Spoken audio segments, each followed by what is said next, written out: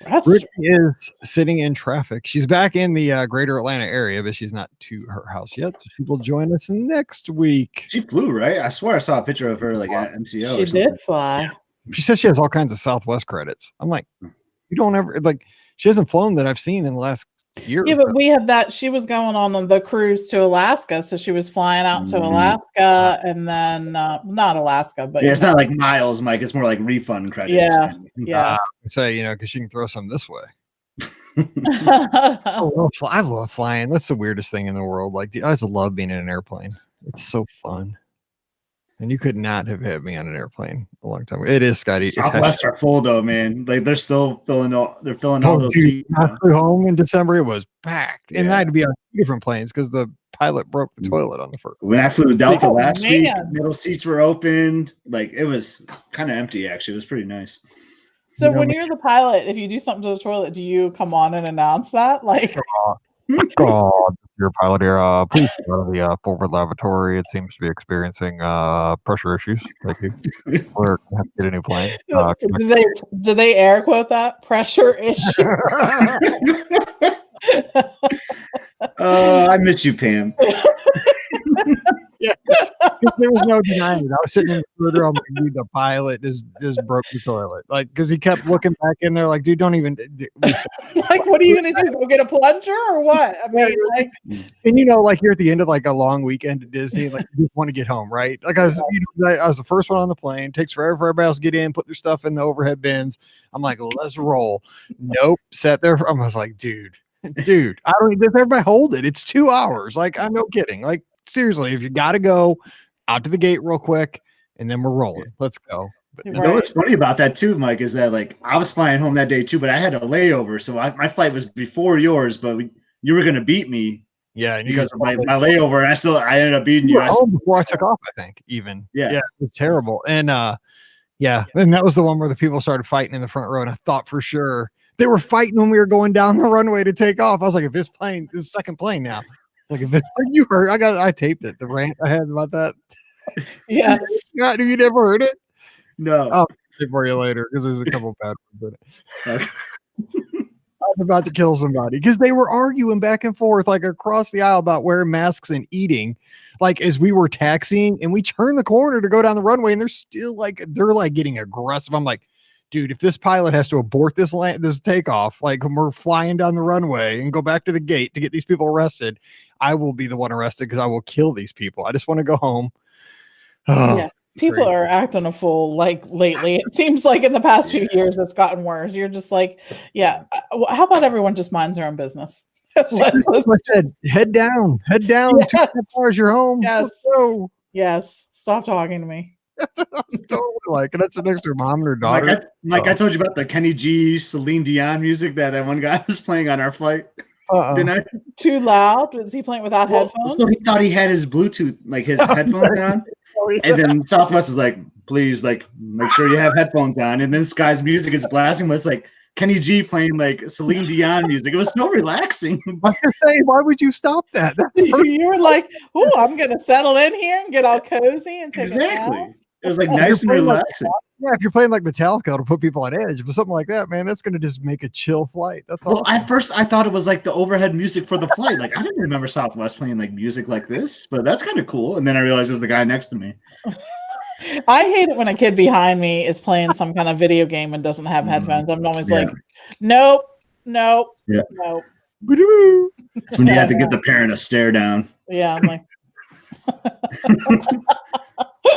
Oh, we your child is beeping. Please make sure there's something wrong with him. Okay. So if you have questions, we need a few in the live chat, and they can be about airplane etiquette or whatever you have. So. Oh yeah. All right, sure. Yes, we have answers. Sounds like we're really great experts at that. 1840. Here we go. Welcome to episode 1840 of the Be Our Guest Walt Disney World Trip Planning Podcast. I'm your host, Mike Rallman from BeOurGuestPodcast.com and one of the senior agents over at the Magic for Less Travel. Happy Wednesday to you. Yes, it is a 5-day work week, but we'll all rally together and make it happen. We're halfway there, so just hang in there. So today, of course, Wednesday, listener questions. That's what we do. And Ricky is just returning from Walt Disney World. Actually, as we're recording, she's on one of the big highways down in Atlanta, so she is not back. So we have her pinch hitter in here, your friend and mine, hashtag Scotty G from Up in the Mitten. What's up, Scott? How you doing? Good, Mike. We got 6 inches of snow on the way, so happy to be inside talking Disney, daydreaming about the sunshine. Okay, so let me ask you this, because you are in a place in Pam as well where you guys get more snow than we do here in St. Louis. But today, as we're recording, it was between like 34 and 36 all day, and we got 2 inches of rain. Now, I know you guys don't like a lot of snow, but I mean, if it's going to be that cold, and we're not going anywhere, right? I mean, lay a foot of snow outside the window. Like, it's just gross out here. A foot of snow? A foot of snow? Yeah, I mean, where am I going? I'm going to Taco Bell, drive a Jeep. It's less than a mile away. I bought a Jeep for a reason, right? I want to go out there and stomp around, and I'm like a big kid. I'm okay with a little snow. I'm not okay with a foot of snow. Okay. That's not that from Michigan, but you guys do get some snow. We do. Yeah, we get hit pretty hard. And I think I'm to the point where like I might as well be a Floridian. Like I just can't handle it anymore. Once it's past Christmas, I just can't handle the snow anymore. If it's gonna be cold, give me snow. But former teacher, right? Snow used to equal free day from work. I don't know. Maybe Pam disagrees. Maybe Pam's on your side here. I think she might try to escape, but we'll talk to her. Pam Forrester, co-owner of the Magic for Less Travel. Pam, are you already on the sites looking at flights? That's what you do. Yes. I'm actually looking. It's desperate. It's gotten desperate over the past year. I not only look at flights, I look at where I could potentially drive to, and my driving range has expanded. Like it's usually pretty tight, like within an hour or two. And now I start looking at places and I'm like, oh, that's not that bad. Like you're in your own car, whatever, the whole thing. So yeah, it's bad. It's snowing here right now. And no, I don't want a foot of snow because people are foolish in the snow. Let me just say, no matter how often it snows here, they're not good drivers, or they think they're good drivers and they're not good drivers in the snow. And it just makes everything more challenging. And it looks pretty for about, 2 hours, and then it's ugly. So yeah, then it just gets gross. Like really your gross. cars get all dirty. You get salt on the cars. Like, I don't like anything about it. But in the snow, is it not true that the bigger the vehicle, the better the driver, right? That's how you determine who's the best driver, right? Whoever has the big Escalade, they're king of the road, right? They don't have to slow down. They just kind of go. I don't know. That's how they do it in St. Louis, I guess. Yeah, I guess. That's right. I got a Jeep, man. This is here we go. It can't slide. Anyway, you're not here to talk about snow. We're here to talk about Walt Disney World. But before we do that, Dr. Mike in the house with some advice to keep you from being a basic Disney fan, brought to you by listener Hartford, one of my great guests over at the Magic for Less. If you're in a crowded park, do all 6 members of your party need to walk side by side? No. Knock it off. All right, let's get to the first question. I don't walk side by side with my wife. Yeah, seriously. It's like high school, right? Was that worse? Like you would hang out at your locker, because it's a long time ago, but you'd hang out at your locker like 30 seconds too long. You're playing that game where you already have 3 tardies, 4 get you detention on Saturday. And then you get the dudes that are walking to the guys and the gals blocking the entire hall, trying to get to class. You're just like, gotta take them out. So one of those things. All right. So questions first. Sandra Banks tuned in down in Australia today. Apparently is the Australia Day. So happy Australia Day as we record to our listeners down under. And we're jealous because you guys have summer right now and we don't. All right. Tim Rogers in the live chat says, I have a question. They announced their ending annual passes at Disneyland. Some press asked for comment about Walt Disney World's annual passes, and the response was only renewals now, which I think some people took way farther than they intended to, meaning they're also canceling them at Walt Disney World, which I don't think is happening. Do you have any insight into the future of new annual passes at Walt Disney World? So what do you say to that, Pam? Because we talked about this on the live call-in show on Sunday night. And, my thoughts on this is that Disneyland and Walt Disney World, when it comes to annual passes, are such different situations that I don't think you can necessarily make any correlation between the two parks when it comes to APs. But what do you think? No, I agree. And I think when you say some people, do you mean some Disney news sites took it way too far? Because they love to make a headline sound salacious. I know it seems we talk about this every other week, but is it getting worse?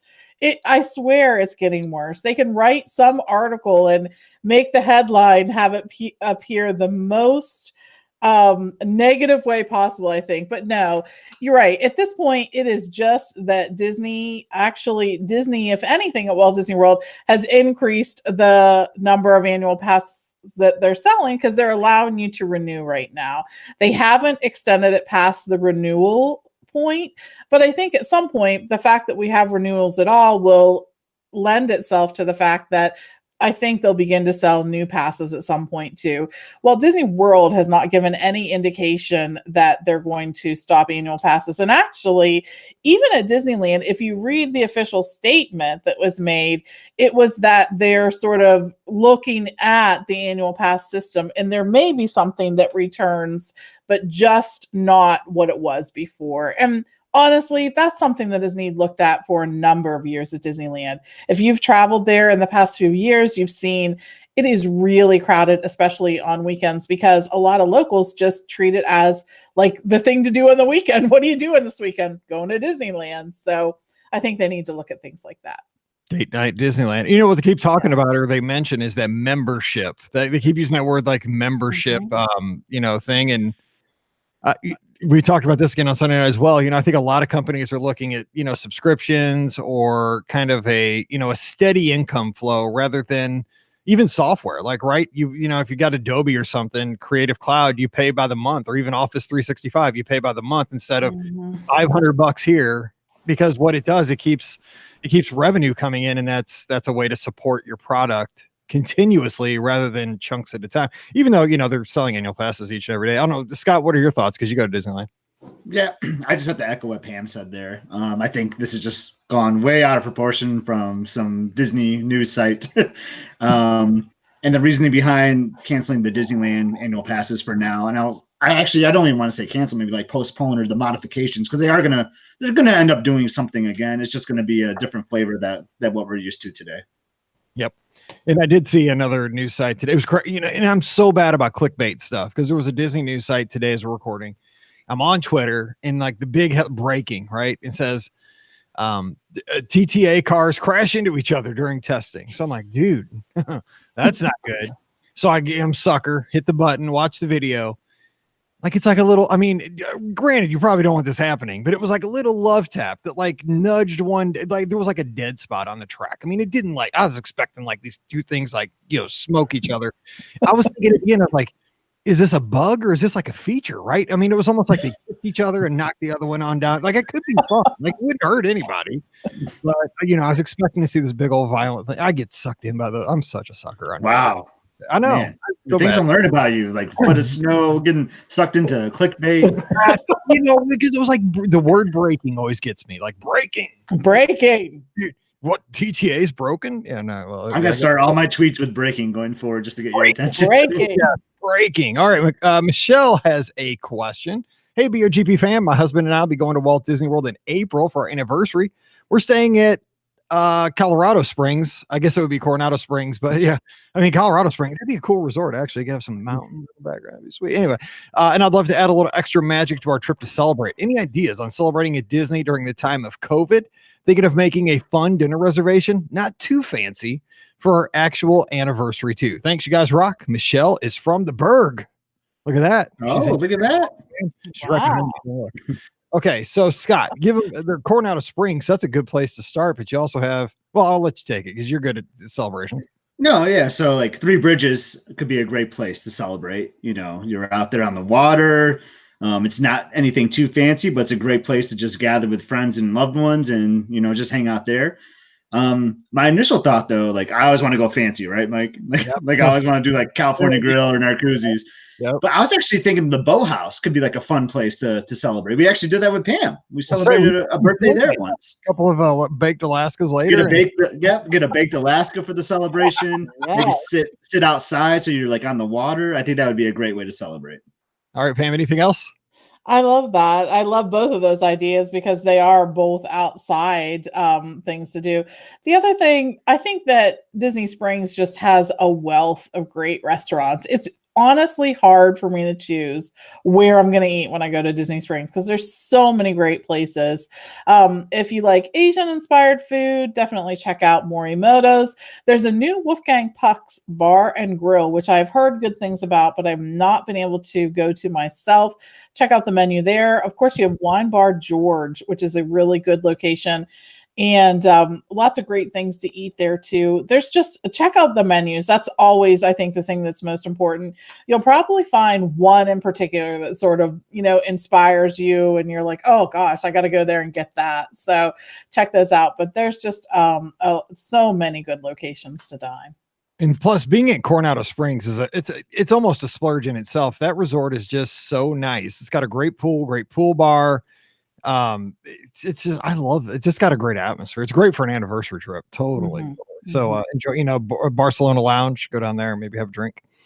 All right, let's get to the question from Jennifer, who is in O'Fallon, Missouri, right down Highway 364 from me.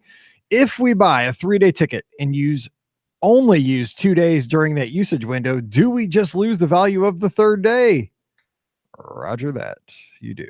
Right, Pam? Yes. You do. That's the date-based ticketing. That's what it's for. So make sure you not only know the start date, but also that valid use window that Disney makes very clear. And the other thing I wanted to point out about the ticket thing is that this issue came up on the Mouse for Less's Facebook group.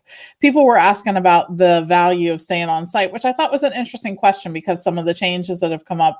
But one of the things I think that is the most valuable at this point is that when you book a Walt Disney World package, it only requires a $200 deposit, and that allows you to make park reservations right then. You put your deposit down, you can make the park reservations, and that deposit is fully refundable up until the final payment date. So keep that in mind. I think that's a huge benefit, especially for people who aren't sure if they're going to be able to travel, who know that they want to plan a trip and they want to go during this time if at all possible, but then they're not sure. So that is a huge advantage over taking tickets that you may have purchased from somewhere else and then building a resort stay with it. I know that some people have considered offsite more, but I mean, for me, that's not even an option. For me, a Disney vacation is an on-site vacation. So I appreciate what you're looking for, but I can only do Disney at Disney. So just want to point that out. Two, let me echo that with one, that's a great, it's a great safety net, right? You can get everything back because it's in the package, but also by building that package and staying on site, you can immediately make those theme park reservations. And what I'm seeing, and Pam, you're obviously seeing it as well with the agency, is that, just under the circumstances that we're living in right now, some people are booking trips right now for February, right? For, mid-February or spring break. And typically those would have been booked 6 months out, and there are still people. I got a lot of folks that have booked like Wilderness Lodge for Christmas already, right? Because they know because it's going to go quick. And, we have people way out. We have a lot of for the 50th in October, a lot of bookings there, but we're getting a lot of more what are considered like last minute bookings in the last, 2 months or less to travel. And the thing is, what I tell my guests is what I always do and our agents do, we hold a package for somebody to kind of look over all the details directly from Disney, no obligation. But if you're going to go with that, you can even immediately make your theme park reservations like that day. Like when you're starting to plan that trip. I mean, if you're ready to roll, I mean, within an hour of putting that quote together, you can make your theme park reservations, lock everything in, make the deposit, and you are just golden. And we're living in a time with scarcity and theme park reservations. I mean, not terribly, but I mean, if you want to get exactly what you want to get, you can't wait. You got to jump on things right now. Yep. That's what it is. Yeah. So that you don't really see that as something that's like listed as a resort benefit, right? The fact that things are fully refundable and you still get to make your theme park reservations, but that's the case. So it is something to definitely consider. All righty. We have a question from Pam. She's up in Windsor, Ontario, up north. Hey, BRGP crew, we're planning to stay at Pop the week before Christmas. See, they're planning out. How is the Skyliner in the morning and at night? I'm reading mixed reviews and starting to second guess Pop. What advice do you have? Any tips would be appreciated. Thanks, Pam. All right, Scotty, what do you think? I mean, you've been over to Pop with me and I've stayed there a couple times. So what you got? Well, I think things have changed over the last year, and the biggest change would be that the rise of the resistance boarding groups, how you obtain those now. You go back a few months ago, you had to be in the theme park with your admission in time, right at whatever time they did it, 10 o'clock or whatever it used to be. And that just made the Skyliner wait ridiculously long. I mean, you're talking, you had to get there at least an hour early, and that might have even been cutting it close. Because you could be way back. Like Mike, I remember you and I were way back towards a 50s parking lot once. We were way back in the 50s, like to get in line. Like it was unbelievable. But you're making the exact point. Like the change in the Rise boarding group system fixed everything for That's now. the biggest game changer, because it's never a big deal for Epcot. Epcot opens a little bit later too. Everything's a little bit calmer. Like you can easily get on the Skyliner, after the rush for Hollywood Studios is done. But like, I'd say stick with Pop. Like, I love the Skyliner. It's a great value resort, and you're going to see less of that early rush because of the Rise of the Resistance change. And I would say, because she's actually, asking about mornings and evenings, and the morning thing was, it was an issue for the studios, folks getting over to the studios, and you got to make that when you're at Pop and Art, you got to make that hop over to Caribbean Beach. And the one thing I will say for everybody that's staying at Pop and Art, it's not a big deal, but you have to factor this in, because I'm very much like, what I do is I work backwards, right? I'm in the night before it's time to go the next day. This is just, it drives my family crazy, but we're always early. The thing is, like, I think about, okay, what time do I got to be there?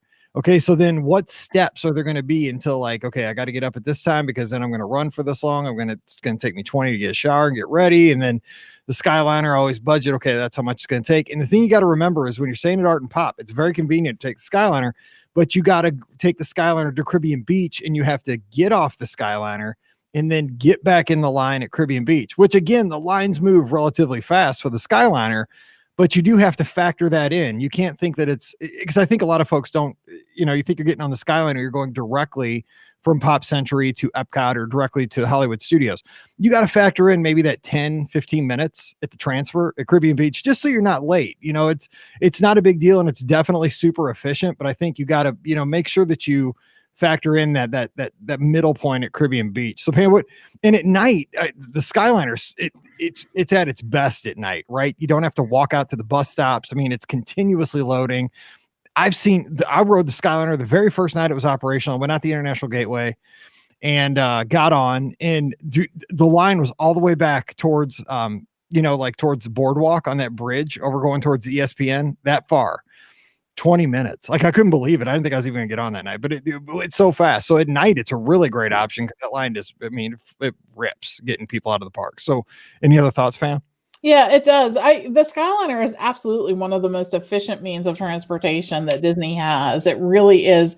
And I think one of the things that lends itself to it is the line is always moving. So you feel like you're going somewhere and doing something. But I would not second guess your stay at Pop Century. There are some times, and you'll still see on social media, where lines get longer or people encounter difficulties, but those are few and far between. And for the most part, those are going to be on weekends, where there's a lot more people than there are during the week. So keep that in mind. And a lot of those challenges happen during the holidays, which is another thing to keep in mind. On any holiday, things get a bit more crazy. But Pop Century is really such a great choice for so many reasons. And you do have that also being so close to Art of Animation. It's like you have a whole nother resort that you have access to their food court, which is a big deal right now. It just really is. If you have the availability to access another resort's food court or quick service location, you sort of double your options, because the options are a little slim right now. So that becomes more important. And the option too, when you're, like, say you're coming home from the Magic Kingdom with Disney Transportation, there's many times I'll hop the Art of Animation bus going to Pop, because the thing is, Art of Animation tends to get the big stretchy buses. I don't know why, but it seems like they get them more often. It could be just like what I'm seeing, but like I'll because you can see both stops, like where you're waiting at the Magic Kingdom bus stops, and like if that Art of Animation bus is rolling in, I'll just run down there and get on that bus. I'd rather walk 5 minutes than wait another 10. It's just you've walked. Who cares? One thing I'll just say about the nighttime too is I've seen this so many times recently, is that people will leave Hollywood Studios and they'll see. So the line getting back at night at Hollywood Studios at park closing is pretty long. It actually kind of goes by those restrooms and to the buses. Mm-hmm. But the thing is, that is still way quicker and more efficient than waiting for a bus. And I've seen so many people just hop out of that line and say, I'm waiting for a bus. This is ridiculous. Don't be that person. Stick it out. No, don't be that person. Unless they're in front of you in line, right? Then go. Well, I guess. Yeah. Get out. It'll save you 3 seconds. Yes, right. Hey, sometimes it matters. All right. Michelle in the live chat has a question, and man, we got the right person here. Staying at Old Key West in February next month. Booked hospitality house. Any advice? Friends didn't get hospitality house, and ironically, it's moving now. We can't bump down because one of our nights is not available in that category. All right, so we got Mr. Old Key West here. He lives in Michigan and where the palm trees are at Old Key West. Scott, what do you think? So it sounds like they have hospitality house, which is, right by like that final bus stop where Olivia's is and all the good stuff. And their friends are going to be like in Turtle Pond, like probably somewhere like 2 miles away. Yes. I mean, I guess if you have a car, like it depends on what you're trying to do with your friends. If you're trying to like travel together, trying to, go to taking the Disney transportation at the same time, I would say have your friends just meet you at that bus stop at the hospitality house. That's actually the last stop that leaves the resort. It's my personal favorite when I do the bus. I mean, I take a car every time I'm at Old Key West though, because the resort is so big. But for things like that, I would make the hospitality house, like your room location, be like the main base for your friends to travel to you. I think it's really what you got to do when you're traveling with friends, like staying at a resort, like, okay, we're going to meet at your room or do that and catch. Yeah, that's a good call. Good stuff. All right. Again, have a good, I love Old Key West. Oh, love it. I love it too. You love those palm trees. I do too. All right. Wilson, one of my great guests over at the Magic for Less, has a question. Mike, Ricky, and Pam, and Scott. Hope your day is going magical. My wife and I recently booked a trip with a great travel agent named Mike. Maybe you've heard of him. Yay. The reason we are going to Disney is to celebrate 9 years of marriage. We are making it special by doing a split stay and staying at Pop Century first and then at Yacht Club for the second half of the week. Since we're going to be, and see, those are two of my favorite resorts. See how that always works? Yeah. See how that works? Yeah. You book a trip for your favorites. I got you, Mike. Oh, I mean, okay, it happens. That's what travel agents do. Like I'm telling you, you're going to have a good time. Because, I mean, think about it. Pop Century, boom, awesome. Then you get Stormalong Bay and Yacht Club at the end. Yeah. Oh, my gosh, perfect. Since we're going to be in Walt Disney World on the day of our anniversary, April 15th. Ooh, tax day. Tax day. Well, maybe. Who knows this year? Who knows at this point? True. We want to do something special on that day. The good challenge is that we will also have our 2-year-old daughter with us on this trip. So here's the question. What would you recommend that we might consider doing on our anniversary to make it special, but also knowing that we have a 2-year-old with us? We know there is a lot of difference right now because of COVID, so we're not sure what kinds of special things, food, experiences might be available to us. Thanks so much for any ideas. Love the show. Thanks for all you have done working hard for the BOG community over the last year. Peace, Wilson. He's down in Lebanon, Tennessee. All right. First of all, thanks for the kind words, Wilson. Sure appreciate it. Appreciate your support. 9 years of marriage, but how many? I mean, raise your hand if you've celebrated an anniversary with a kid in tow. Yes, all 3 of us, I'm sure. That's part of the deal. So, Pam, what would you say? Because something that's, it's anniversaries at this point become family celebrations. I mean, a lot of times, not always, but sometimes. They do, for sure. And so I think one of the things I'm going to suggest is not, I don't know, something you'd immediately think of, but the breakfast at Topolino's is fantastic. It really is. And everyone's going to like it because, first of all, it has great food. There are really some great choices. Even if Ricky's steak is not there, let me tell you, folks, you still have other good choices. There's so many things that are great on that menu. And you all get to see the characters as they move through the dining room. And since that's such a rarity right now, I would try to do that on one of your days, is set up that breakfast, start the celebration off right. I mean, first of all, the whole trip should be celebrated, and at least that day for sure. It should be one whole big long day of celebrating. So give that a try. Yeah, I mean, that's when you're at Walt Disney World, you get to celebrate from the time you get up till the time you go to bed, right? I mean, like if you're, if you're at home and your anniversary is on like a Wednesday, I mean, you get dinner that night at best, right? Your boss doesn't care. Like, too bad, sucker. You got to keep working. So, what would you do, Scott? With you got a kid in tow, you're trying to make it happy for everybody. So I love the Topolinos. That's where I was actually going to go because I'm not sure where they're going to be staying the night of the anniversary, but whether they're at Pop or a yacht, they can take the Skyliner over there. So I love that idea, Pam. I was also thinking maybe like a Stormalon Bay kind of thing, but then I was thinking with the 2-year-old, that's a big pool for a 2-year-old. Because I kind of like the idea of just like relaxing and lounging, maybe getting like an ice cream getting like a Beaches and Cream ADR, celebrating with like some ice cream. Like that sounds like an anniversary to me, right? Ice cream. I agree. Yeah, Yeah, Beaches is always a good day. Yeah, that'd be a good day. Yeah, you're right. The pool and Beaches and Cream. That'd be low maintenance. Plus, it would be a low maintenance day, and then you want that on your anniversary. You don't want to do like park hopping, and if you're trying to really celebrate and relax, I just hang out at Stormalon Bay and have some ice cream. But you got to have a good meal at some point. So at some point, well, you do the Topolinos first. Yeah, that's true. Yeah, that's it. Yeah, breakfast with the characters, and then chill out the day. Don't wear yourself out on your anniversary. That's cool. That's a good idea. All right. See, we have a follow-up from Friday's show here from Amanda. Hey, BOGP crew. I have a suggestion to a question from Friday's listener question show. There was a question about decorating a window at Pop. And did you guys not see that Instagram post? I was not making it up. That was true.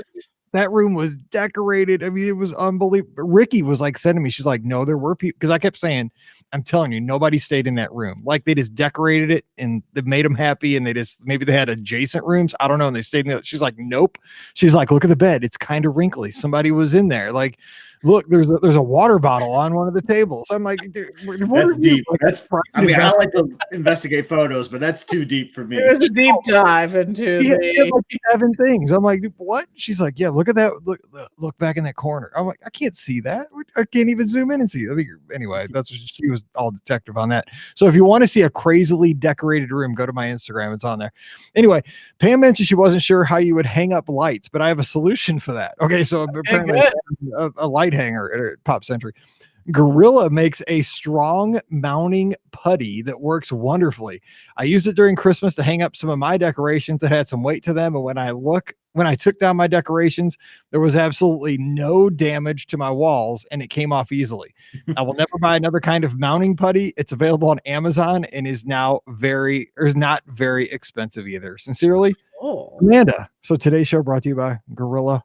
Oh, thanks, Amanda, for writing in. Yeah, because I was thinking about that. How are you going to do that? I'm not always the most, I don't always have great ideas for decorating your hotel rooms. I will say, the people who do it, I love that they do it, but I always think, oh my gosh, that takes a level of planning that I'm not even sure I'm committed to. Like, it looks awesome when they do it, but I don't know that I want to be involved in it. So Amanda made it a little easier. I might be able to do that.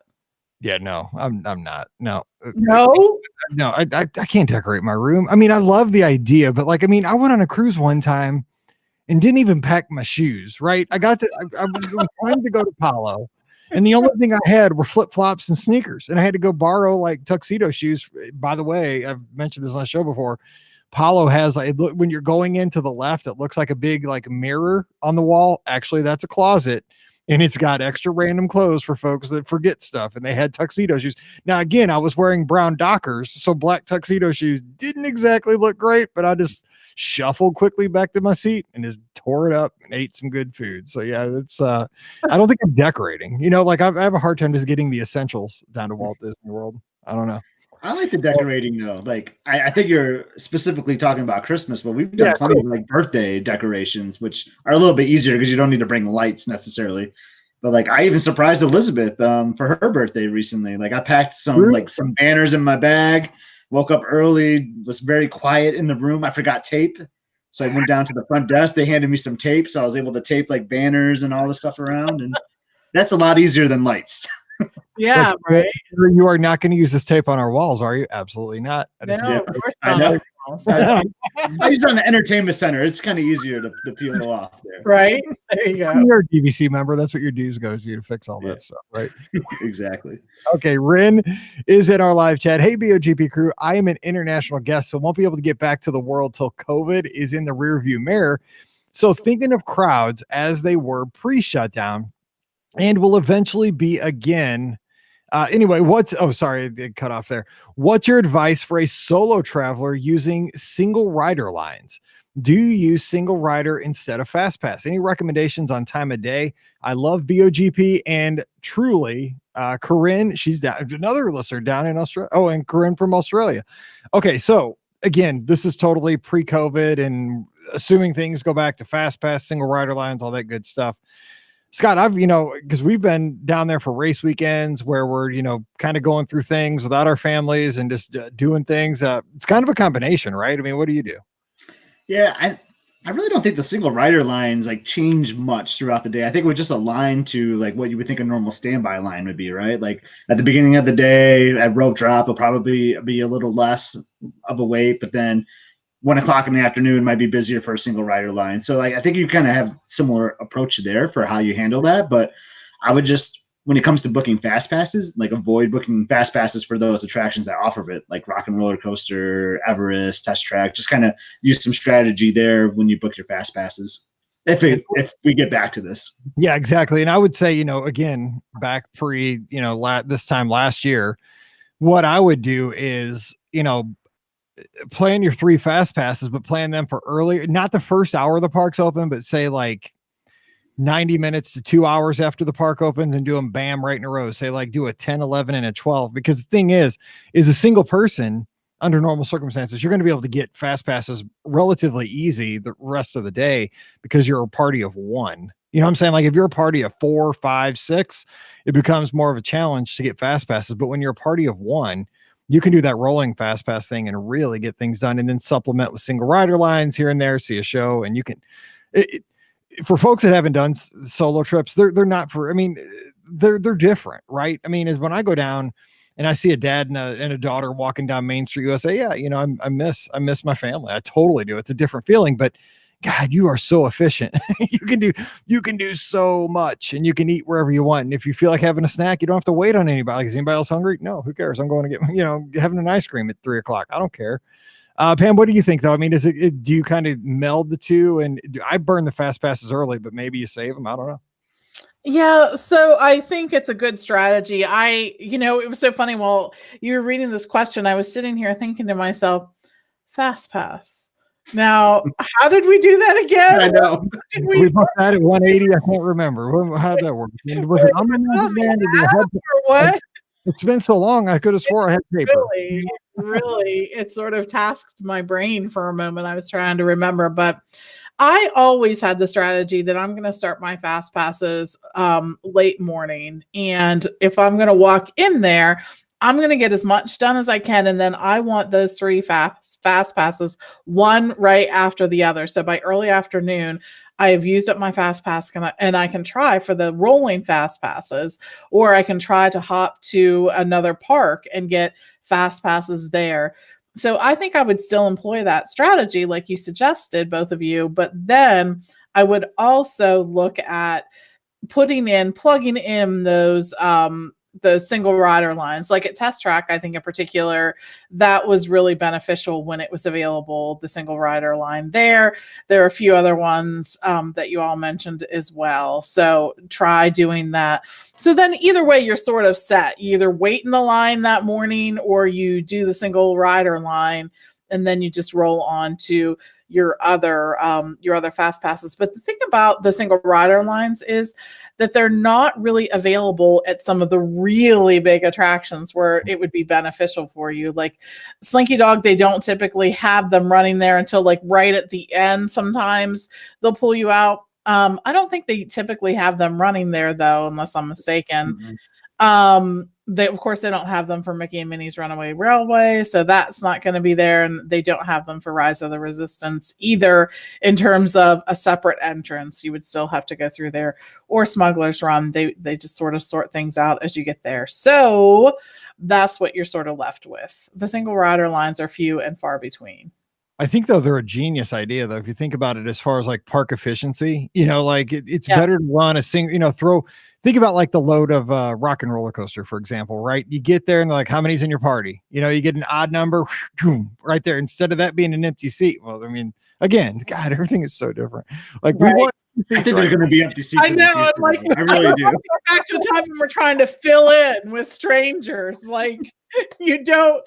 Now you would be like, what the heck? No, you're not putting someone there. How would that work? Can the party of three like approve or deny if they want the single rider in their group? No. Not happening. Yes. I mean, because think about it. Like it is purely efficient though. Like, you had a party of 5 right there, 6. We got, like every seat was full all the time, which is a great idea under normal circumstances. So I know. Don't you wonder, like, if we ever get back to that again, will the whole efficiency in terms of park attractions ever be the same again? Or will we be thinking about it differently forever? Who knows? Not.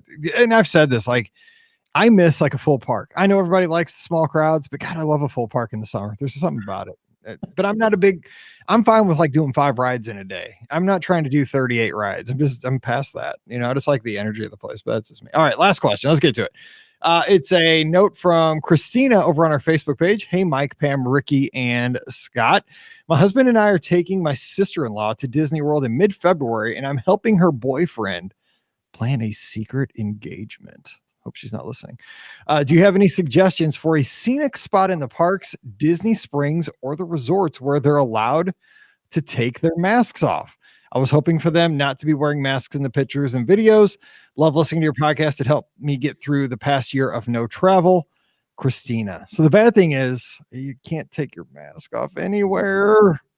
No. But I mean, unless if it's like in their resort room, in their hotel room. I mean, how great is that? I don't know. Get like a 3-bedroom villa for a surprise. Here's the thing, though. Here's the thing. Okay, so we did this with we took a Christmas picture. Like, okay, so apparently in front of our Christmas tree, Paige found these pajamas. They were like red and black plaid, and they had them for dogs too. So we had to get them for Riley, and all 4 of us had a set. So we got our picture as a family, all in these matching pajamas at Christmas.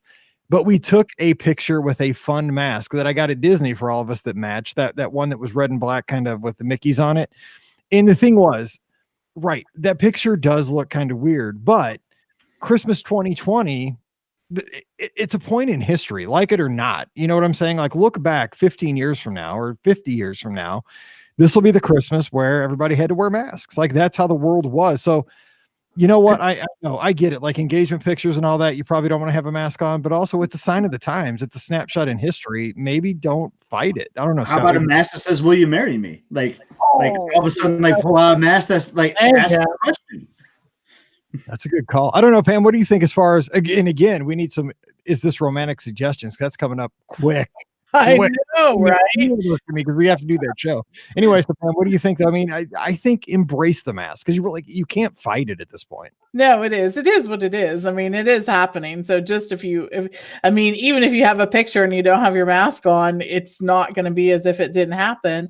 The one thing I will say is that when you're at a restaurant and you're eating a meal, you can take your mask off at that point. So that may be the perfect location to do it at that point, is to propose, when you're at a restaurant. But in the parks and things like that, no, you're absolutely going to be required to keep your mask on at all times, except if you're in one of the locations where the relaxation location, which is not necessarily going to be that romantic. I'm going to say, like, here I am with everybody else who's like taking their mask off and whatever, and like, will you marry me? But who knows? Maybe it is more romantic than I'm thinking. I don't know.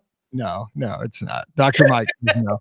Everybody's got like the red mark on the bridge of their nose in the relaxation station. You can just see like it's like there. Now, you know why? Okay, so let's say a restaurant, like a fancy restaurant. I mean, what if you pop down on one knee, somebody took a shot with no masks on, say it like a California. There are some restaurants that are more beautiful, like for a background than that's California Grilled Narcoossee's. Scott, that's the one we go to, right? The one you took me to. Both of them. I can't ever decide which one's my favorite, but I think California Grill will be a little more of a romantic setting. All right. There we go. So we're helping embrace the mask or do it over dinner at a restaurant. All right. That is going to do it for today's show. Please send in your questions to mike@brguestpodcast.com, or really we need, is this romantic situation? So we're saying relaxation station proposals, not romantic. This is a little preview. It's not. I mean, I'm sorry. I sat in that one next to Rise of the Resistance, waiting it out, or next to Black Spire Outpost. It was not romantic that day. It was just kind of. You didn't feel like romantic. You didn't like look around and be feel like, I'm feeling a little romantic. Mike and I were sharing like a stool, or weren't we like sitting on the same like box? We're sitting on a rock. Yeah. Like it was not even a flat rock. It was like that's how tired I was. Like this is not cool. Anyway, send in your Is This Romantic situations to us, Mike at BeOurGuestPodcast.com. We'll get those on here in the next couple of weeks because that is a tradition here on the show. We do that for Valentine's Day. Also, don't forget today's show brought to you by the Magic for Less Travel. You want to plan a great trip? All 2021 is on the books. You want to go down for spring break? We can do that. You want to go down for Christmas? We can do that. You're a super fan. You want to be there for the 50th? We can still do that, but get moving. So just drop by the magicforless.com. Check out all the great specials. You get 2 days worth of tickets for free with some offers.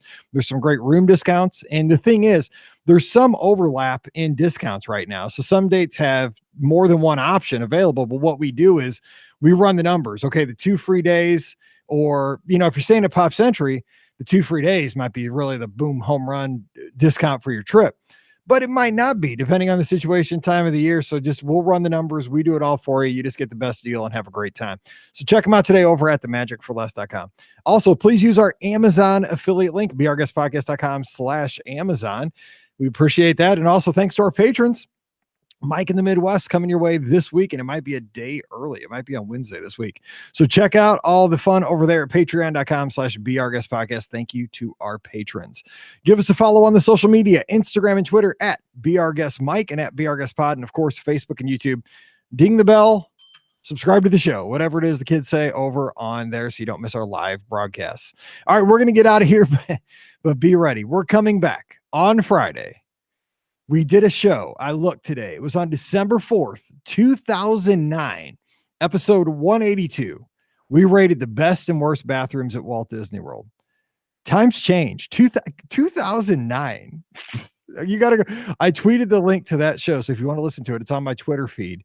But we're going to go back because, things change, right? But the bad thing is some of the restrooms have not changed. A blink, since 2009, but some new ones are there. Some are gone. So we're going to talk about the best and worst restrooms at Walt Disney World come Friday. So be ready for that. It's going to be kind of a potty show. We'll do what we can.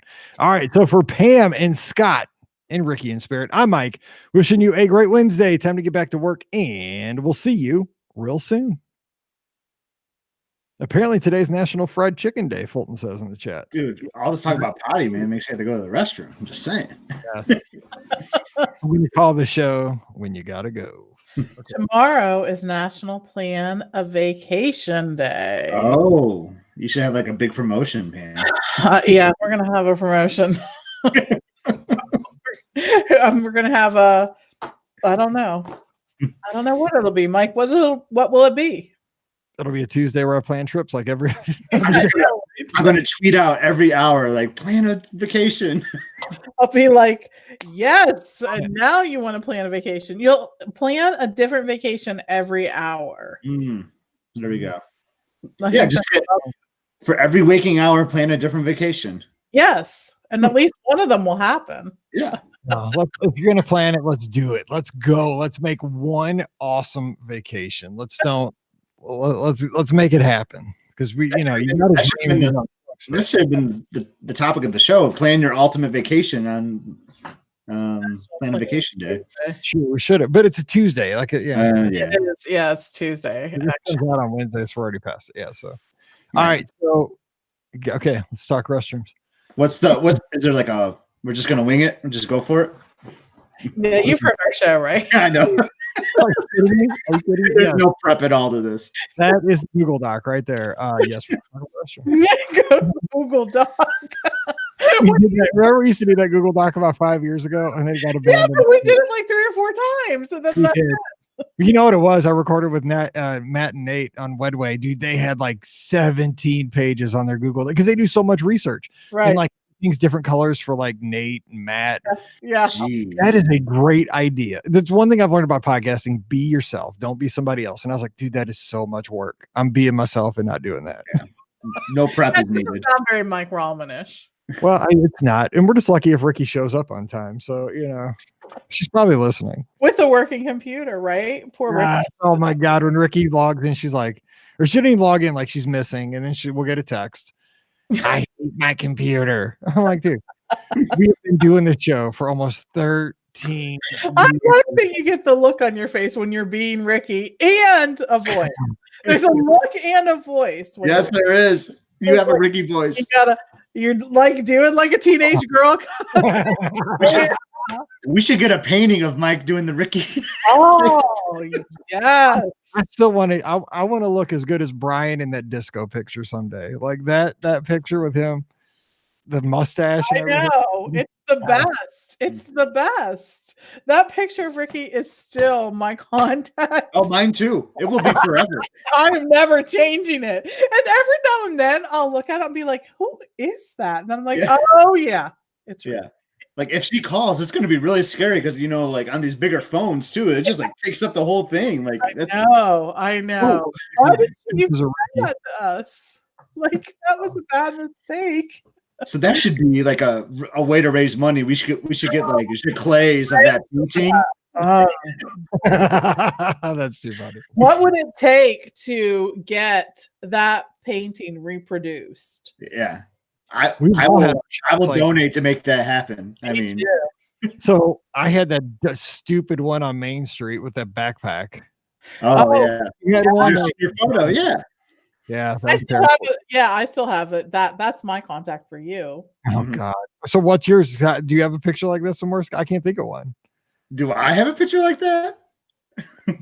No, didn't you have that stupid one of me, like the GIF of me like jumping in front of you? Oh, we had so much blackmail stuff on you, Mike. That one is so stupid. That senior picture one was so awesome because it was really born out of the fact that you were like crippled after having, walked around all day. Just wanted to just die. Just kill me. We love Disney, but there's times you're there, you're just like, just take me, Lord. My profile photo for Steve was taken that same day, but it was at the boardwalk pool, and that's all I'll say. Oh yes. I know. Advertising those Cutwater spirits or whatever those like margarita in a can. Yes. I still have a few of those in the fridge. They're not good. That's why they're still in the fridge. Oh, they're so good. They're really good. They're not good at if you can get those in Michigan. They're not that good. They're not as good as just making your own. That's good, but if you need something quick, Mike. Yes. Well, yeah, but I mean, in my house, how hard is it to pour a shot in a glass and throw some mix? We were at the boardwalk. We didn't have a full bar available. That's true. That is true. I mean, that might be a goal for next 4th of July, though. Just saying. Yeah. Right. Yeah. Count me in. That would be a good idea. Okay, let's do this. All right, the restrooms. Yes, to the bathroom, to the spire. Here we go. Welcome to episode 1842 of the Be Our Guest Walt Disney World Trip Planning Podcast. I'm your host, Mike Rallman from BeOurGuestPodcast.com. And of course, one of the senior agents over at the Magic for Less Travel. Happy Friday to you. We forgot to mention earlier in the week, Tuesday was a big holiday. It was National Plan a Vacation Day. But you know what? Executive order. It's been extended all week. So if you got to plan your vacation and you missed out on Tuesday because we didn't mention it on Monday, plan a vacation this weekend. That's what we do. Get it on the calendar. Make 2021 awesome. But today, you know what? Sometimes we have to go back into the catalog and think about a topic that we talked about a long time ago and revisit it because things have changed. But also, one of the core things that we do here on the podcast is we got to take care of our listeners, right? And sometimes you have to take care of business. And we're going to do both today. We're going to talk about that's a terrible intro, but we're going to go with it because it's Friday. And you know what? This is the worst weekend of the year, in my opinion. There's absolutely no football because college is over. Super Bowl's not till the next weekend. Spring training hasn't started. This is a long, long weekend. So we're just going to have a good time talking best and worst restrooms at Walt Disney World. So joining me today, and I got to give you some backstory on this guy, my good buddy, hashtag Scotty G up in the mitten. He's made for this show. And that's not an insult, but I'll share the story in just a second. But Scotty G, what is going on? Happy Friday. Happy Friday. Today, let's call me hashtag Scotty Potty for the theme of this show. Just for this one time, though, I'll allow it. But yeah, Mike, I agree. This is one of the worst weekends. It's a great weekend to head down to Walt Disney World because if you're like us in the Midwest, We are just tired of the snow. We are tired of the cold. So I will be leaving for Walt Disney World in 5 days. So let's do it. Okay, so because I don't even know how this started, but I got to get, because this is, I mean, seriously, like we love Ricky, but like you were made for this show. Like we had to have you on for the show. Now, of course, we go and we run races together, the race weekends. We're down there with our families together. And I don't know how this started, but I do. Okay, so you got to share the story, because honestly, this is like this show goes on nonstop on our vacations when we gonna go use the restroom before we go out to the Magic Kingdom. You have a sliding scale for Walt Disney World restrooms, and as soon as you walk out, you're like, 7 SGs. So, so tell us about how this like, what's the genesis of the SG scale? Yeah, it's kind of weird. We do have an SG scale. I think it's probably because I drink a lot of soda, I drink a lot of water, I drink a lot of beer and cocktails. I'm going to the restroom a lot when I'm on vacation, and it actually started on cruise line, Mike. Because we love the theming of the restrooms on a Disney cruise. So I know that's excluded from this show because they would all be the best, right? Well, like I just love the one on deck 11 that's by the pool. That one is Walt Disney World, it'd be on the higher scale, right? Yeah. But on the cruise line, that one, it's probably about a 5 SGs. Yeah. So if I recall, it was probably after a tequila tasting or something on cruise line, where we're like, man, like we should rate these bathrooms. Like there's no bathroom like a Disney Cruise Line bathroom. So then when we left the ship and went to World, I think I walked out of a restroom and I was like, man, that's a 5.5 SG. And that's kind of how it started. But that's true. If you've never cruised, the great restrooms, public. And we're talking today, of course, public restrooms, but yeah, Disney Cruise Line, the one by Meridian, top. That's the best one. The one by Meridian. And the one, where in the lounge where it has like mirrors on the ceiling. I like that one too. That's the one either by Evolution or the Tube, depending on if you're on the Dream or the Fantasy. And it kind of looks like in the Star Wars area. It kind of looks like Tatooine or something. Anyway, all right, got to get her in here. Pam Forrester, Kona of the Magic for Less Travel. She's thinking, what am I doing here today? Pam, you're part of this whole mess, so you're going to be rating as well. What's up?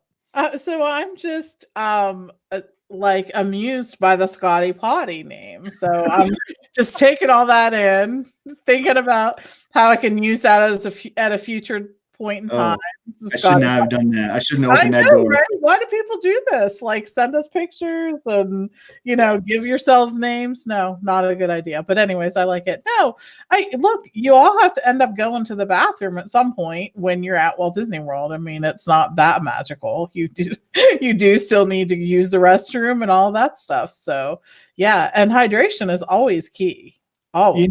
And you know what too, especially if you're going there with kids, and we've all done that, is that, I mean, it's just, it can become, a chore, like, right. Fortunately I had girls and Pam took them to the restroom most of the time, but it's like, I see these gentlemen in the restroom with like, they'll have like 3 boys under the age of 5. And I'm just like, oh man, like you want to make sure you go to the right restroom, right? You got these kids are touching everything. They're running around like crazy. Like they're in the queue of an attraction. Like, man, you are in a restroom in a public, like the most public area of the United States, probably. You want to pick the right ones. So you want to make sure you're thinking about this. So let's jump in. We're not going to necessarily go park by park or, hotel by hotel, but we're going to give some of the best to think about that maybe are overlooked. And there's some obvious ones. And then some of the ones that if you have the opportunity to avoid, do it. It's like we all know we probably have a good idea right now as you're listening to this. Like, God, they got to say this one. And I bet we do. But I'll start us off. And again, Magic Kingdom, I'll go with this one. One of the best, and everybody's going to talk about Tangled restrooms. They're awesome. They're great. But one of the best, if you can't make it there, Adventureland behind Pirates of the Caribbean. Most people don't know there's restrooms back there. You can either go through the store at Pirates, or there's a little walkway, as you kind of go under that Adventureland little, covered area that says Adventureland next to the ring cellar on a normal day. Those restrooms back there are kind of tucked away and people don't know they're there. So if you're going to be in, say, Frontierland, Adventureland, that's a good destination. That one's quiet. It's cool. And, it's out of the way. And a lot of folks, I don't even think know it's there. So I'm going to lead with that one. Scott, give us another one. It could be anywhere you want, but let's give some of the best ones. I'll continue the theme here with the tucked away. And to me, the ultimate tucked away restroom is at Epcot. And it is behind the Journey to Imagination attraction. It's a hike, but if if you're going to be a while, or like it is totally worth it because you have complete privacy because no one knows they exist. So you walk in there and there's never anyone in there. And the biggest plus of this restroom, it plays the original 1983 Journey to Imagination background loop. So if you're like a retro Epcot fan, you get some 1980s background loop. I don't think the Imagineers know this restroom exists, and that's why it's still playing that loop. That's how it is. That's so random when you really think about it, because you would think like all of the speakers are on the same sound system, right? Or the majority of them, like it changes per country, but up there in the front, they're all sort of playing the same song. So like, what has happened in this bathroom that the speakers get music from some other location? It amazes me. I really have no idea why. Theming wise, it's not really good theming. It's very old school, like bluish tile, nothing fancy there, but it's nice size and privacy. You're always private in that restroom. And I think it's what we're looking for, right? At the theme park restrooms, right? You want to go where the people aren't, because you just don't want to crowd the restroom. And you know what?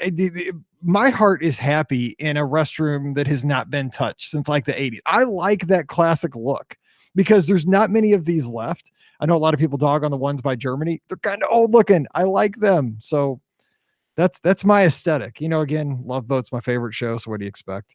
Yeah. All right, Pam, give us another one. If you're going to have to go, where are you going to head? Where's a good place to go? So I think another good location in the Magic Kingdom are the newer restrooms back there in New Fantasyland, back by Gaston's and, the little town area where Beauty and the Beast is. They are newer. They're just in good shape. Yes, is it there? It's on your list. Yeah, they are. And they're sort of out of the way too. They're not like on a main thoroughfare, so there's not going to be a ton of people there. And it's just a good location. Plus, when you come out, it smells like cinnamon rolls. So like that's a bonus, I think. So yeah. You're absolutely right, Pam. And I will echo this, and Mike will know from running races. If you're going to say that's at about mile 6 or 7. That is the hidden gem. So you run the half or the full marathon, you see the castle, then you run through Tomorrowland. Everyone goes to Tomorrowland restrooms. There's like these huge lines. If you just wait like a half a mile, you'll go to Gaston's and have it all to yourself. Yeah, telling you, gospel, what he just said. One time I made the mistake. Because, like the whole thing is when you're running, and this is going to be a running podcast, but like your mind plays tricks with you. Like, do I really have to go? Because I have to drink all day because I'm going to be running for 5 hours. So I don't want to dehydrate, but then you drink so much, you got to go to the bathroom and you're like, I don't want to be uncomfortable. Anyway, I went into that one in Tomorrowland, which is right on the left next to Auntie Anne across the Speedway. Okay. So it's that one right there. Dude, that thing was a free for all during the marathon. Like there were women coming out of the men's. I mean, it was just like, there was no etiquette. Like, it was a nightmare. So you're right. I finally figured out, go to the one by Gaston's. Nobody goes over there. You got to take an extra like 20 steps. And the smell of cinnamon roll. I like how Pam just threw that little touch in there. The smell of cinnamon roll after you wash your hands and get out. It's perfect. Right. It is. Okay. So we've talked about Epcot. We've hit a couple in the Magic Kingdom. I'm trying to think, like, if you had to pick a best restroom at the studios, I would say the worst is the one by Tower of Terror. That's the worst one. I like the one that's kind of like I call it the baseline tap house one. The baseline doesn't really have a bathroom, but if you like go across the street, it's kind of themed similarly, like with the brick. I think it's fairly new too. I really like that one. Yeah, I think it is. It's kind of across from Tatooine Traders. It is new, right? Did they not add that when they built on the Grand Avenue? That's a brand new one, I think. I believe it is brand new. It's not very big. That's my go-to at the studios. I'm not a fan of the restrooms in the studios, to be honest. Like I think Toy Story bathrooms are horrible, especially for men. They're very small. We were talking about this on one of the other shows. Am I imagining things? But are the urinals like kid size in there? They are kid size. I was thinking maybe I was like imagining that, but they're like, I know it's theming, but come on, man, you're taking that a little bit a little far for somebody at 6'3". It's just not right, but yeah, it's fun. So I'm trying to think studios though. Pam, is there a better place in the studios if you have to get away? There really isn't. So like when you first enter, there's a set of restrooms there to the right, like of the photography shop. Those are horrible. Yes, I've seen people like barf in those, and the once I can't get that out of my I can't get that out of my mind. I saw it once, and I can't go in there. I've not gone back in there, and that was like 10 years ago. No, there aren't. So there is one. These are not necessarily my favorite restrooms, but there is that back door into Brown Derby, and that you can go to the restrooms there. But again, they're really small. And that it is sort of a, this is not meant to be a pun, but a crapshoot in terms of whether they're going to be, I had to do it, whether they're going to be really good, like and clean or not. And sometimes there's a whole bunch of people waiting there. So again, not always a great choice. There are restrooms there, by Disney Junior or whatever, and anything by Disney Junior, you just need to avoid those. There's no good theming. I mean, Galaxy's Edge, I guess, has some nice theming. Like those are pretty nice rooms, but they're new. But like all the other ones just seem so old. Like they haven't been updated since '89. Yeah, that's what it feels like. They all feel old. They all really feel old. Like they don't have it just is not a typical good Disney bathroom there, I think. My least favorite place to go to the bathroom, I guess, is the studios. That's true. And I have baseline in Starbucks. Like I drink a lot of cocktails in the studios. Yeah. Like, I'm in a tough situation. Yeah. But people do say the Galaxy's Edge restrooms are nice, and I agree they are. I mean, they're new, right? And they're bigger and they're more accommodating. The sinks in there, and here's the thing too. When we're all washing our hands constantly now. When we go there, I mean, at least you should be. I was that, and between the hand sanitizer, I hardly had any like fingerprints by the time I got home after being down there for like 5 days. But the thing is, like, some of the restrooms, like, will have nice warm water when you're washing your hands, and like some of the older restrooms, like, you get water, but it's out of a well.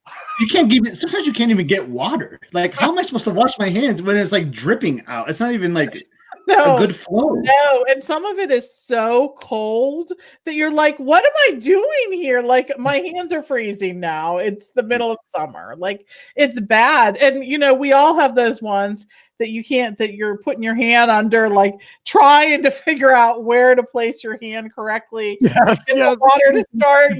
I'm there for like 10 minutes, and then somebody walks right up and puts their hand under and starts for them. And I'm like, okay. It's not fair.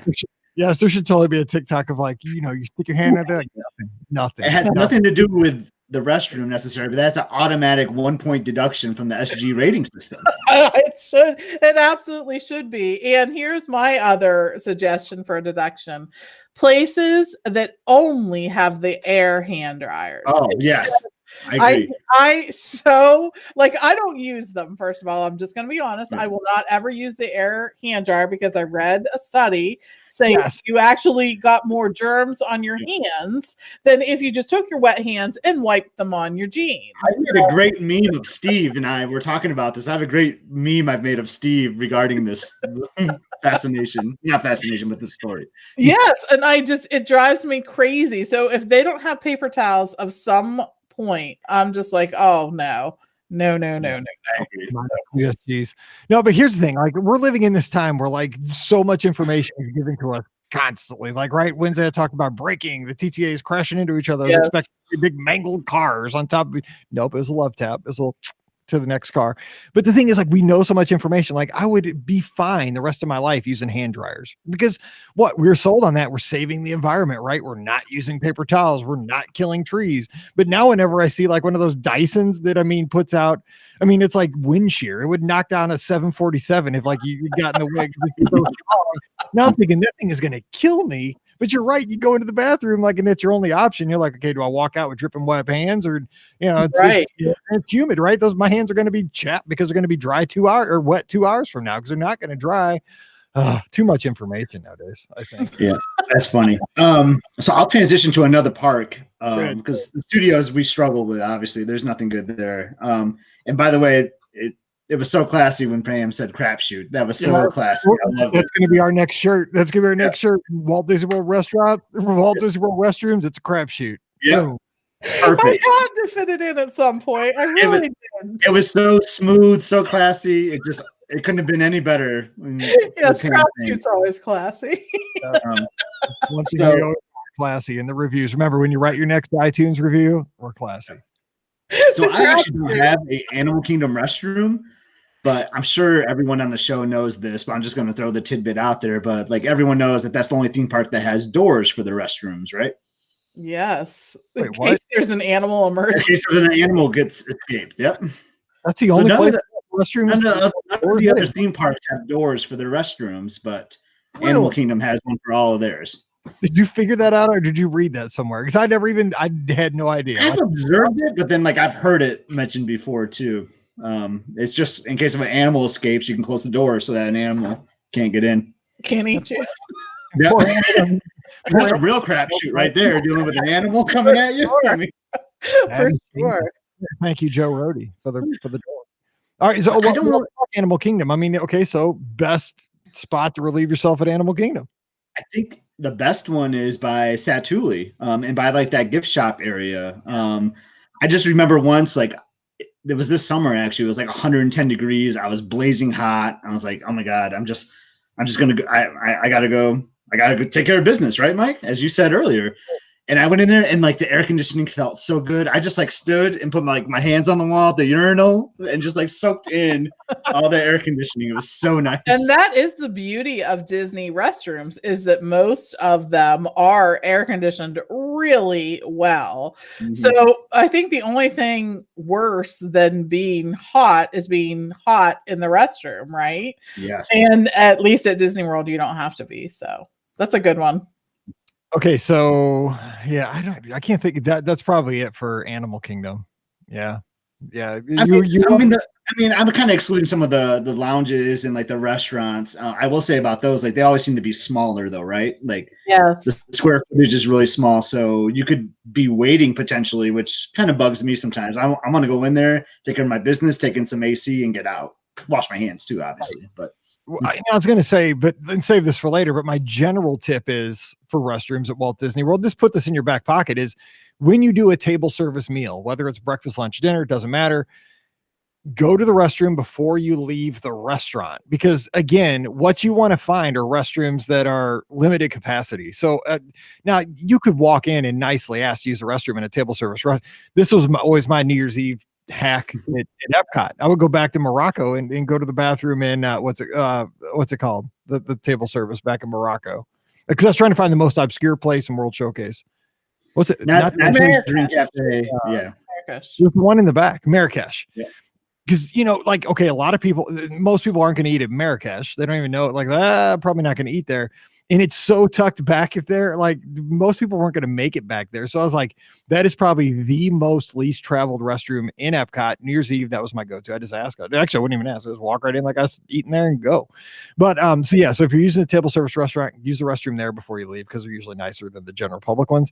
Okay, before we leave here, let's hit the ones if you have the chance to avoid. Like, these are not probably for the most part going to be your most pleasant experiences in the theme parks. And we'll kind of talk resorts for a little bit, but I'm going to nominate at the Magic Kingdom. And this is obviously, everybody knows this one. It's the one between Frontierland and Adventureland by the Swiss Family Treehouse. It's not the best. You know what I'm saying? Like it's just busy. It's a great busy part of the park. So that one, and also the one in the Magic Kingdom up by the City Hall, that's not perfect. So I would try to avoid those two. So you have do you have any that you avoid, like the plague at the Magic Kingdom, Scott? I do, but it's actually in a restaurant. It's kind of weird, but the worst restroom to me is Liberty Tree Tavern's restroom. You have to go upstairs, and it is the smallest room that you will ever be in. Yes, it's true. It's true. And if they're feeding you like unlimited water, unlimited refills, whatever you're drinking at Liberty Tree, you're better off leaving the restaurant, okay, than going to that restroom. I'm telling you, that is one of the worst restroom experiences to me. Well, speaking of the Magic Kingdom, though, they did get rid of one of the terrible restrooms, which was the one by Peter Pan. That one is gone now because of that extended queue. That one was horrible. They replaced it with the Tangled bathrooms, which is way better. And you don't think of like, oh, restrooms at a theme park, but that was a plus for your experience. All right, Pam, what else, Pam? Is there any others that we need to avoid or think about using at the Magic Kingdom?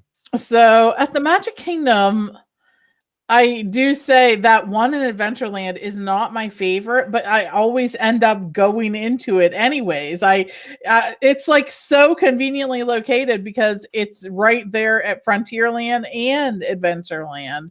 So that's it. I believe there is one on Tom Sawyer Island, but it's really small. And I'm not 100% on this. This has been a long time. Usually my advice is go to the bathroom before you go over to Tom Sawyer's Island, but I think there is one like in case of emergencies. So I think so too. It's probably by like the restaurant or like the restaurant that's never open. That's what I was thinking. Yeah, the restaurant that never is. Yeah, there's probably got to be a restaurant or it's a restroom over on Tom Sawyer Island, but I can't imagine that would be a good idea. And don't go in Rivers of America either. Yeah. Don't do that. No. Even trying to bring the water levels back up. Yeah. Okay, Epcot. I'm trying to think. Actually, another one that I like at Epcot, which I didn't mention, was in Japan by Katsura Grill. It's small. It's super small, but it's tucked away up there. That's kind of a good one. I'm trying to think of the one I avoid. Because I don't even, some people avoid those ones by Spaceship Earth, but again, they're kind of like 80s retro. So I don't like those. I don't like them. Big. There's a I don't lot. like the Germany one. I know. So Germany is on my list. That is the worst. I totally agree. What is it about? Like, there is a funk about that restroom that no amount of cleaning supplies can remove. I swear. And yet there'll still be 50 people waiting to use it. 100%. It's next door to Beer Garden. I mean, what do you want? I mean, come on. I would walk to the next place. Where is the next one after there? You could go back to America, which would always be the best choice because America has the best restrooms. Period. Go to Norway. I think Norway has a really good restroom. Norway does, since they redid it. It used to be a bad one, but since they redid it, it's very good. Yeah. So I found an interesting bathroom. I just have like a quick story to mention on our last trip. So we're just kind of walking around Epcot World Showcase, and I say out loud to my traveling group, like, man, I really have to go to the bathroom. But then my next sentence was, but I'm going to wait for the big one. And then I didn't even like think about the words I said. Right. Oh, I did not think about the words I said. Like I saw some people turn their heads and kind of giggle and look at me. And I'm thinking like, what did I say? Then like everyone's like, Scott, did you say you're waiting for the big one? I'm like, no, that's not what I meant. What I meant was in that World Showplace Plaza, like where they do like the food and wine events now, that is the biggest restroom I've ever been in my life. It's bigger than any sports stadium or anything. I think I counted like there was like 35 urinals and like 20 stalls like in the men's room. It was unbelievable. It is so crazy. They go on and on and on and on. It's awesome, I guess, because when you're planning an event, the last thing you want is to have people waiting to get into the restroom. So they really were thinking when they did this one. But yeah, you're right. That one's huge. And they're usually kept up very clean. So yeah, it was very clean. I mean, I'd probably give like a 7.5 SG because again, it kind of goes back to the old retro. There's nothing like super fancy about it, but the fact that there's paper towel, it's clean, there's air conditioning, and it's huge, like that's worth a lot of SG points right there. I agree. And it's out of the way. Or you want to find restrooms that most people don't know exist. That's the whole name of this game, that we play as Disney fans, right? Like, okay, I know one too.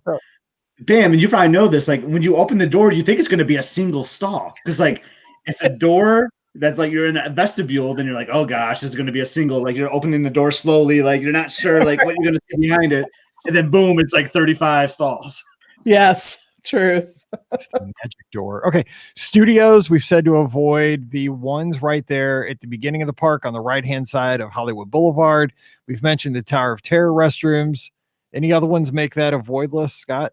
I ended up going to this one on Sunset where you kind of have to like take these steps. There's like like steps on either side. Yeah. I mean, I'm not the biggest fan of it, but I find myself using it all the time. Like Pam with like the Adventureland ones.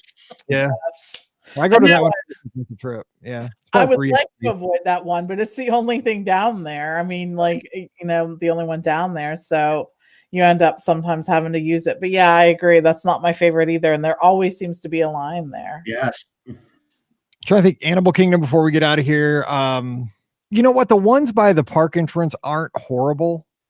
I guess maybe because the park's kind of newer compared to they aren't. You're right. They aren't. You're right. Usually the ones right there where you enter, I'm always like avoid, but you're right. It's not there. Maybe it's because when you park at Animal Kingdom, sometimes it seems like you're so far out that by the time you get in, you're like, oh my gosh, I need to go. So I have a question for you two.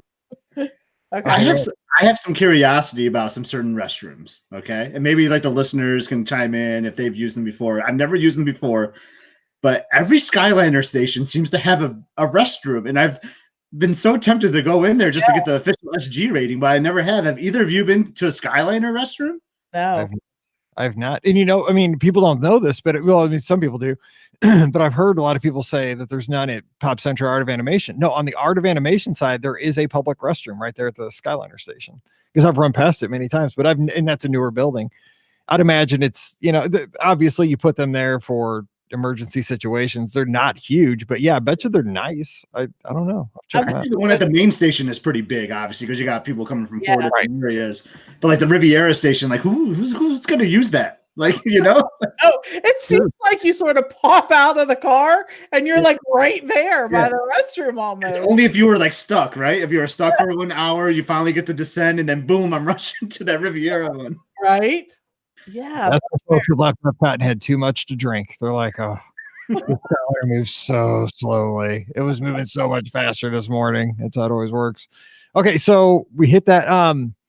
Speaking of resorts, public areas at resorts, I will say the restrooms at Coronado Springs and the Grand Destino Tower, they are again, it's the newer places though, right? I mean, when Disney putting these in, I think they're giving these kind of, you know, thoughts more than they did probably 10, 15 years ago. And I bet it's because of social media, right? I mean, because if you walk out of a stinky bathroom, I mean, it's hard not to post that. Like I just survived the bathroom in, you know, Sunset Boulevard at the studios, you know, and some of us rave about it, you know, hey, 9.5 Scotty SGs on this one at, you know, Grand Destino Tower right over to the left there as you're coming in the, at Coronado Springs in the tower. Those are super nice. So Scott, what else? Another public restroom in a resort.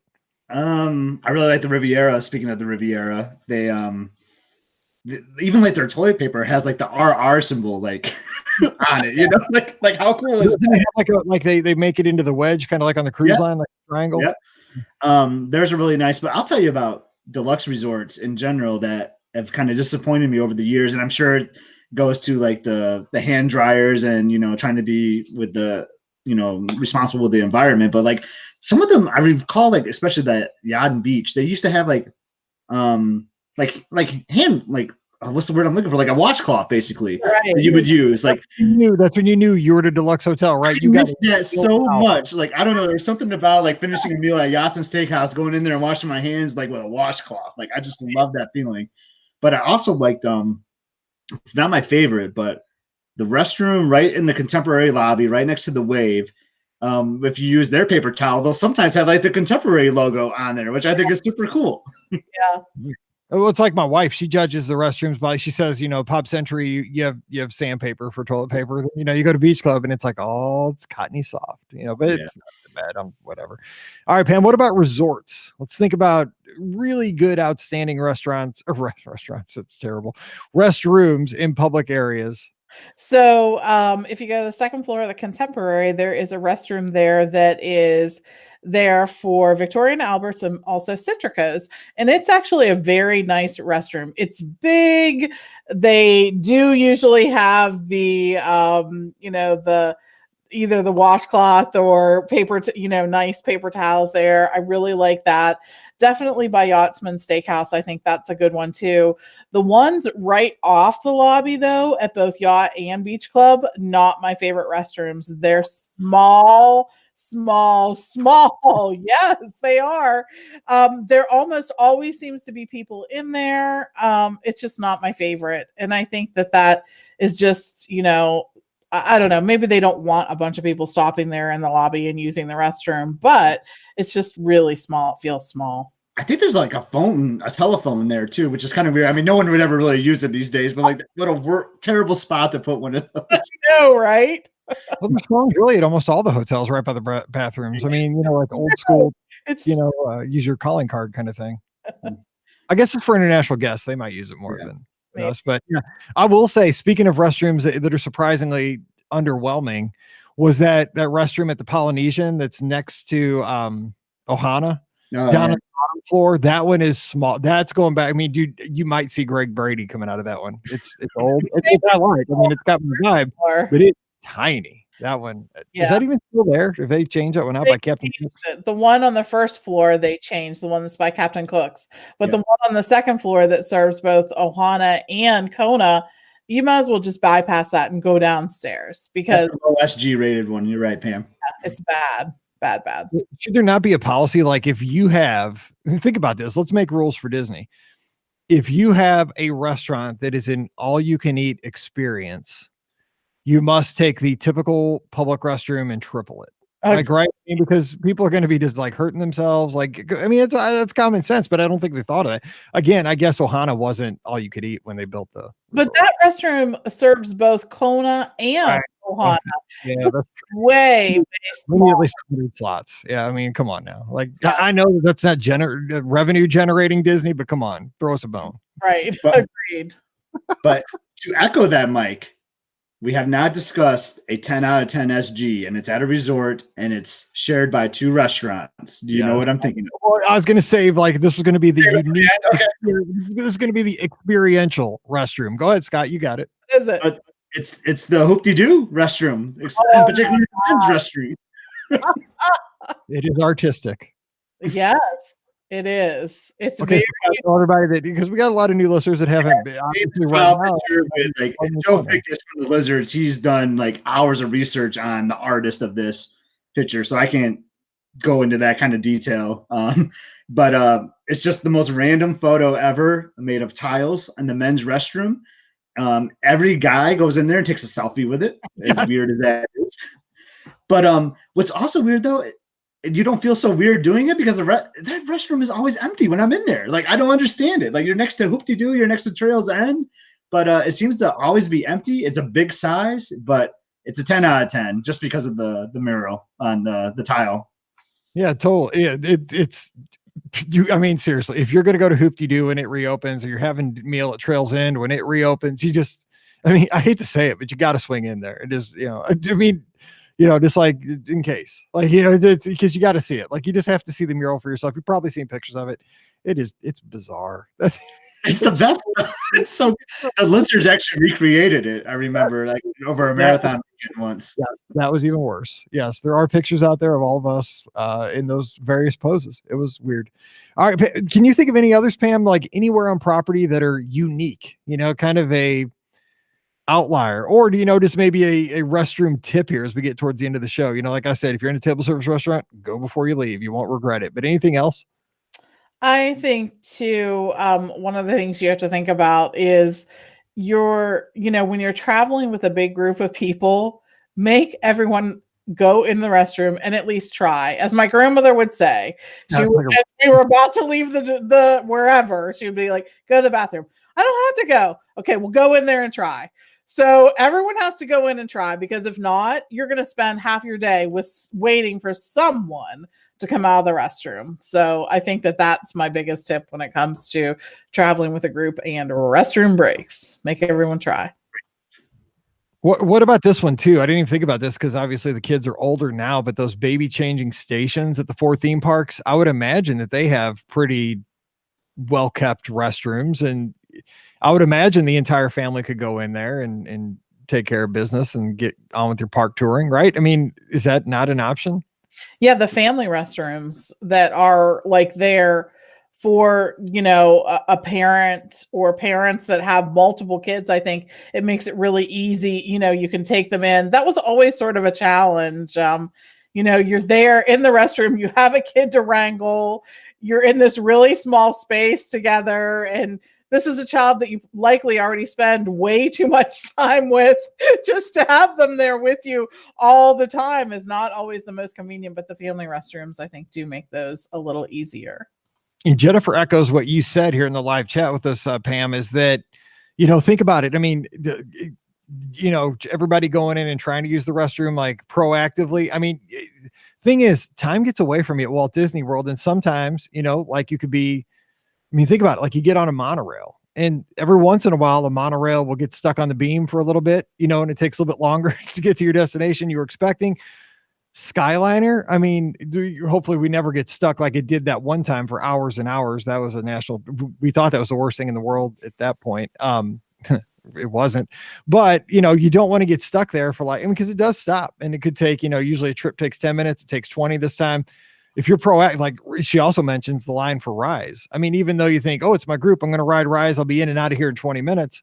It could be an hour. That line doesn't go quick. So that's a good tip from Jennifer, just be proactive. So Scott, as we close this out, SGs, what right now, if you had to say the very top rated restroom at Walt Disney World, anywhere on property, where is it? Man, on the spot, man. Where it's almost cruise line worthy. Where is it at the Grand Floridian somewhere? Is it? I'd like Topolino's restroom. It's like it has like a really tall ceiling, like it's doored of ceiling, that's how big the door is. You walk there, you can see Spaceship Earth through the window on the walk over there. There's a great background loop playing. I don't know why I'm so fascinated with music in the restroom, but I am apparently. Nice and quiet. That's probably like a top, that's a 10 out of 10 SGs, Topolino's. Do you have any other tips though? Like as far as, just like we said, table service restaurants when you're in there, like, looking for tucked away places. What do you got? You and Pam really hit them. Like, I really love everyone in your party go, because I know that my 13-year-old daughter still won't go when I do. Like, oh no, I'm fine. I don't have to. She'll wait outside. And then 20 minutes later, she's got to go, Seriously, I know. Seriously, come on, let's all get in sync here. We're not talking about Justin Timberlake, so today's show, it's terrible. All right, well, hey, we're going to close it out there, but here's where it becomes even more strange, a lot more fun. We're going to have fun this weekend because there's nothing to watch on TV. I'm not a movie guy, so there's no sports hardly. I'll watch a little college basketball, but jump on social media and let us know, are we right? Are we wrong? And also give us your top restroom at Walt Disney World on property and the one you would avoid at all costs. Let us know at BRGuestMike and at BRGuestPod. I'll retweet all those things. We'll have the conversation. Also, we don't talk about this very much, but jump over on the Discord. We have a Discord for everybody that listens to the show. It's right there at brguestpodcast.com. Just slide down. There's a link there on the link side. And also, if you're a patron, we have our patron Discord where this conversation has been going on all week. And so just jump in and give your feedback there as well. And, as stupid as this show sounds, you might think, oh, they're doing a show on restrooms again. This is something that can make your trip better, right? If you can avoid the restrooms that are not the best and go into the, maybe, oh, I didn't know that one was even there at Topolino's over at the Riviera. You know what? It's just keep things, especially nowadays, right? We want everything sterile and clean and not high traffic, and this can hopefully help you out. So give us some feedback over on the Discord and the social media. We'll be having fun with that as well. Don't forget your next trip, book it with the Magic for Less. We're here this weekend. Tuesday was planned a vacation day, but hey, it's every day at the Magic for Less. We'll get you down there for 2021 and help you have a great vacation at the lowest cost possible. Just jump on themagicforless.com. Check out all the great tools. I love the resort guides. I use those every day. I send those to all my guests to get excited for their trips. You can do the same while you're there. Fill out the quote form, mention the show, and you and I are going to be planning a great trip together. I promise I won't be watching football while I'm putting together your quote this weekend because there's nothing to watch. So drop by themagicforless.com today. Also, please use our Amazon affiliate link, brguestpodcast.com/Amazon. We appreciate that so much. And again, thank you to our patrons, patreon.com/beourguestpodcast. Give us a follow on the social media, Instagram and Twitter at BRGuestMike and at BRGuestPod. And of course, subscribe and follow the show over on Facebook and YouTube. Join us this Sunday night, 7 o'clock Eastern, 6 o'clock Central. It's our weekly call-in show. You can be a part of the show. You can give your thoughts. You can say, yeah, I'm going to use that SG scale for the rest of my life. That's a great idea. Or you say, yeah, stop talking about restrooms. You won't hurt my feelings. Come on. We've almost done 2,000 shows. We got to talk about something. So we're here. And also, again, if you want to have some fun, combo this, parlay. I learned a word today, parlay it. You're laying a bet on two things at the same time. Listen to today's show, then go back on brguestpodcast.podbean.com and just search the word restrooms. It'll take you to episode 182 from December of 2009. And hear how our thoughts may have changed. Maybe we're still dogging on the same restrooms 12 years later. That would be sad, but it might have happened. I didn't go back and listen yet, but I'm going to. So you might want to check that out as well. All right, we're going to get out of here and wish you a great weekend. but I gotta go. So for Pam and Ricky and Scott, I'm Mike, wishing you a great weekend. Stay safe, stay healthy, and we'll see you real soon. That's awesome. You gotta go. Gotta Wow. So Jennifer's comment, I didn't want to say it on the show, but she said something about like waiting for a restroom in Rise. Do you remember, Mike, the last time we were down there? Yeah. Oh, dude, we should have told that. I didn't think about that. We should have told that story. Pam, so I had one of those detonator like Diet Coke bottles or whatever. Yes. And this lady was like, "Are you done with that?" Like, she's like, "Can I have that?" And I was thinking, like, "Oh, she probably wants it as a." Yeah, and we're like in the queue for Rise. We're like in the cave part. We're not even out. You know that they take you outside now, like backstage. No, at this point, we're like in like the tight little caves. Okay, so go. I just want to give that. So she's like, "Oh yeah, can I have that?" And I'm like, "Well, she probably wants it as like a souvenir for her kid or something." I'm like, "Yeah, sure." Like, it's weird to take something from someone, especially during this pandemic. But sure, if you want this, like, go ahead and have it. She's like, "Thank you so much." And then like we're just kind of standing there. I turn around. Said you're a lifever, and I'm like, she said you're a lifesaver. And then I turn around, her son is peeing in the detonator bottle right in the line. Yep, right in the line in the cave, and the kid's like 8. The kid's not even like 3. The kid's like 8. He's probably like in 3rd grade. Like, one of the worst. Someone didn't really freak out. I mean, we're talking like not hygienic under most circumstances, let alone right now. But right now, I know. Yeah. Oh, then she thermal detonated a trash can like 10 minutes later. Right? So gross. So gross. Too, you think about those poor trash can folks who gross. That's just I couldn't believe it. Like that's the thing about trips. Like, no kidding. Whether you go to Walt Disney World, wherever you go travel, like you will see the craziest stuff. Yeah, like, some of these people saw that they're home. Apparently, this is like their excursion out. Yeah, they're like they let me out for a day or two. So they let me out. So I feed him with a Diet Coke. Mike has it with him. He brought it home. He dug it out of the trash. Listen, he had to check it though because you couldn't bring like fluid onto his plane. So the whole is this the one? Do we know?